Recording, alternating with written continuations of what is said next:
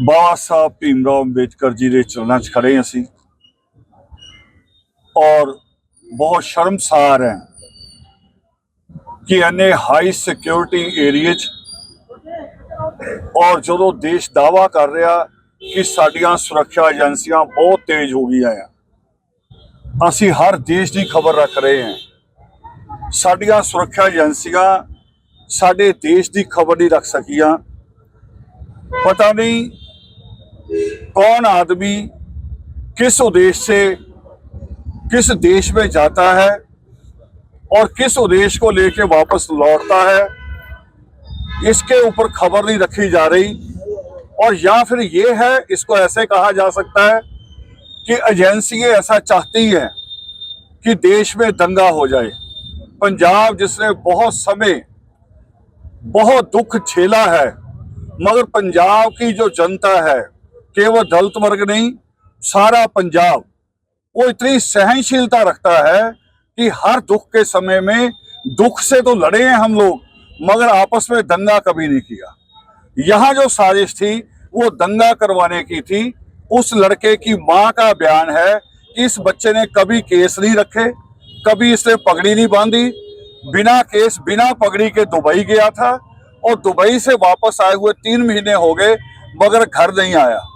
अब वो 3 महीने कहाँ था, ये जांच का विषय है। 3 महीने किसने उसके दिमाग को तैयार किया कि वो बाबा साहब अम्बेडकर की प्रतिमा, जिनका एक भी शब्द बाबा साहब अम्बेडकर का देश के खिलाफ नहीं है, किसी कौम के खिलाफ नहीं है, किसी लिंग भेद के खिलाफ नहीं है। बाबा साहब अम्बेडकर ने जो संविधान दिया है, आज हमारा देश उसी की वजह से है।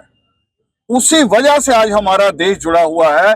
नहीं तो हमारे देश में अलग अलग भाषाएं हैं, अलग अलग धर्म है, अलग अलग जातियां हैं, उसके बावजूद सारा देश एक है। वो बाबा साहब अम्बेडकर का संविधान है। जैसे घर को माँ चलाती है, सबको इकट्ठा करके बाबा साहब अम्बेडकर ने उस माँ का रोल अदा किया। और उस माँ की प्रतिमा पे, उस बाप की प्रतिमा पे ऐसे हथौड़ा चल जाए, ये किसी एक पागल की कार्रवाई नहीं है। कहा जा सकता है, उनके वकील खड़े हो सकते हैं, वकील कोशिश करेंगे कि जी वो पागल था, पागल नहीं था।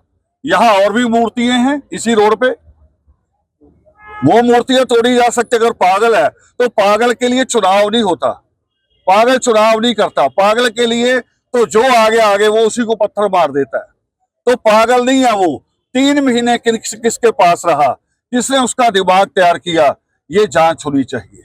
और दूसरी जांच ये कि जिस वक्त यहां बाबा साहब अम्बेडकर की प्रतिमा पे हथौड़ा चल रहा था, उसी वक्त जो कुंभ हो रहा है, उस कुंभ में कुछ सिर्फ संत जो शायद स्कूल भी नहीं गए होंगे, वो नया संविधान पेश कर रहे हैं। फिर जिसको भारत का संविधान मंजूर नहीं, हमारी तो केंद्र सरकार के लोग कहते हैं हर बार, जिसको ये मंजूर नहीं पाकिस्तान चले जाओ। उन संतों को क्यों नहीं कहा गया अभी तक कि पाकिस्तान चले जाओ अगर आपको यहाँ का संविधान मंजूर नहीं? बोले सो निर्भय। ये जांच दोनों चीजों को जोड़ के होनी चाहिए। और हुआ है 26 जनवरी को विदेशों में, यूरोप में बैठे लोगों ने, अमेरिका में बैठे लोगों ने वहां पर कहीं तिरंगा जलाया, कहीं संविधान जलाया, टी शर्टें पहनी हैं और कहा कि पंजाब इंडिया का हिस्सा नहीं है। क्या कार्रवाई है उनके बारे में? कोई कार्रवाई नहीं। बाद में वो एक फॉर्म भरता है आदमी, एक फॉर्म चुनाव के समय में एक फॉर्म भरता है, साइन करता है कि जी मैंने संविधान की शपथ ले ली है, और पार्लियामेंट मेंबर बन जाता है वो अमृतपाल की तरह। ये नहीं होना चाहिए। पार्लियामेंट मेंबर नहीं, उस आदमी की तो वोट भी खत्म होनी चाहिए। उसकी अगली नस्लों को भी वोट का अधिकार नहीं होना चाहिए। सरकारी सहूलतें नहीं मिलनी चाहिए उनको किसी हालत में। और इसकी हम जांच की मांग कर रहे हैं। पुलिस इंक्वायरी नहीं हम चाह रहे, हम चाहते हैं कि जो इस वक्त मौजूदा हाई कोर्ट के किसी जज से इसकी इंक्वायरी करवाई जाए, टाइम बाउंड हो। और टोटल एजेंसी है जो हमारी, चाहे आईबी है चाहे रॉ है, उन सबसे मदद ली जाए, उनको जोड़ा जाए इसके साथ कि वहां जो जाता है दुबई, चाहे वो अमृतपाल जाता है चाहे ये जाता है आज लड़का, ये वहां से जाके क्या सीख के आते हैं, वहां कौन सी एकेडमी है, कौन सा इंस्टीट्यूट है जो इनको भारत के खिलाफ तैयार करता है? इनके खिलाफ सख्त कार्रवाई हो और इनके जो परिवार है इनके, उनके भी नागरिक अधिकार खत्म होने चाहिए। नागरिक अधिकार नहीं उनको मिलना चाहिए, ना वोट का, ना आधार कार्ड, ना बैंक की सुविधाएं, ना सरकार की सुविधाएं, कोई इनको नहीं मिलनी चाहिए। इनको कई नस्लें लगनी चाहिए दोबारा राष्ट्र में आने के लिए।